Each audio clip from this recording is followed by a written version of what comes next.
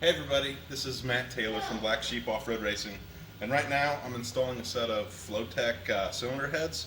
This is their new 190cc CNC ported cylinder head, and I've got one right here. I took a few pictures of it, but it's basically, it looks really nice. The intake runners are 190cc, combustion chambers are CNC cut, and this particular head has 202 intake valves on it, and then on this side the exhaust ports are CNC ported as well. So right now these are going on to 47 stroker engine, and so I've gone ahead, I've installed one side, and we're going to go ahead and put the other side on. So first things first, I sprayed some adhesive on my cylinder head gasket. And of course I've got the front facing forward on the gasket. We're going to go ahead and put some studs in to hold these heads down. I'm using the recommended 154-4205 from ARP. That include the washer. So the first thing I do, since the shorter length stud goes down into the water jacket, is I put RTV on them, and that lubricates them a little bit. So I'm going to go ahead and do that to all of these.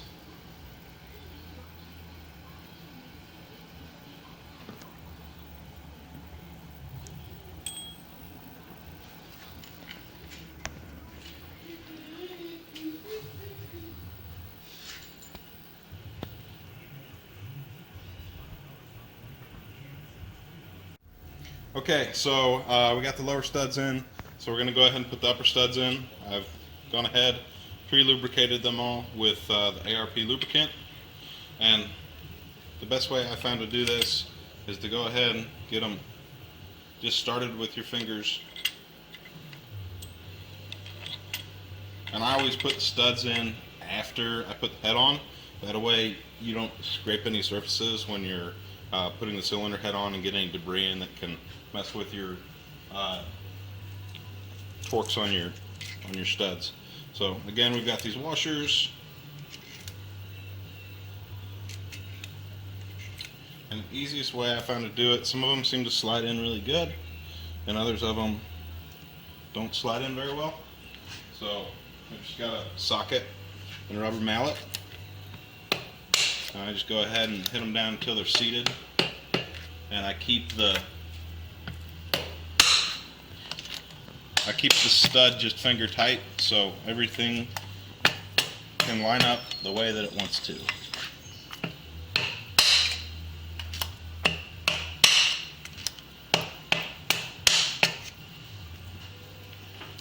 Alright, and the next step, I just run these in.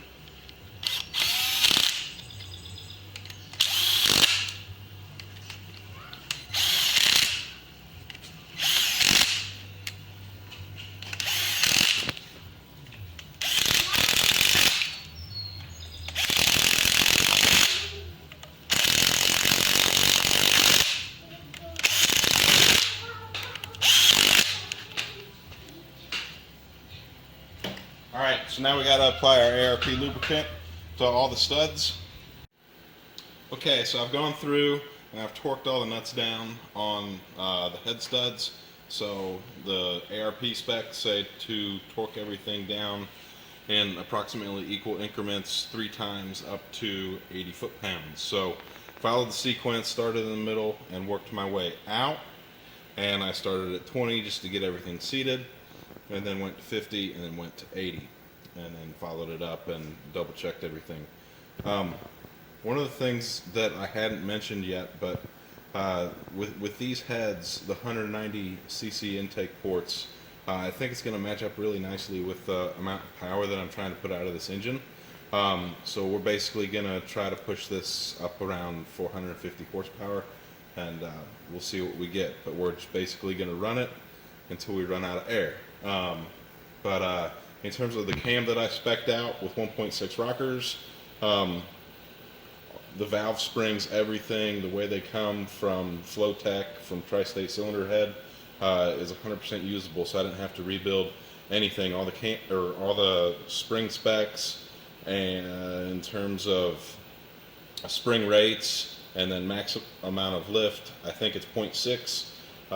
My cam spec at the valve is 581 lift, so we're right within that. And then in the next installment, what we're going to do is we're going to toss on the lower and upper intakes, which I've had ported out to match the CNC ported intake runners. So I'm really excited to get all this together and see how it performs. But again, that'll be in another installment. So anyway, that's it for now. Thanks a lot.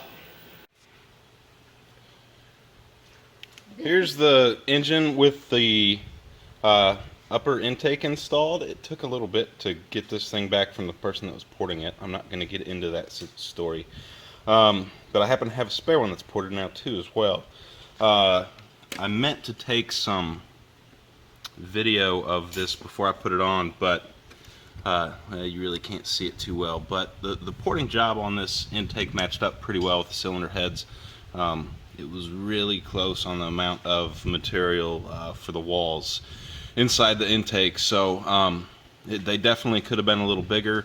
The final flow numbers came out to just around 260, so it matches up pretty well with where these heads are limited at on flow, being the 190cc runners. So anyway, next step will be to go ahead and toss the injectors on, toss all the sensors on. You can see that I don't have a distributor, so I'm using the cam position sensor that a Ford Explorer uses. And then I took a Romac damper, and then I have a tone wheel on it that I got from DIY Auto Tune, and machined up a aluminum spacer that mounts it and positions it where it's supposed to be relative to the sensor. So the original lower intake that was ported, and the ports were the proper size. What happened was the template that I made, there's some miscommunication and it wasn't flopped over. So when I went to put it on, everything lined up about a 1/4 inch off. But anyway, this is just the stock GT or the Cobra or the Explorer intake, whatever you want to call it. It's kind of known by all of those things. But basically, all they did was they port matched the upper to the lower intake for me, and then each port is matched up to the cylinder head. So, like I said, it came out pretty nice in the end.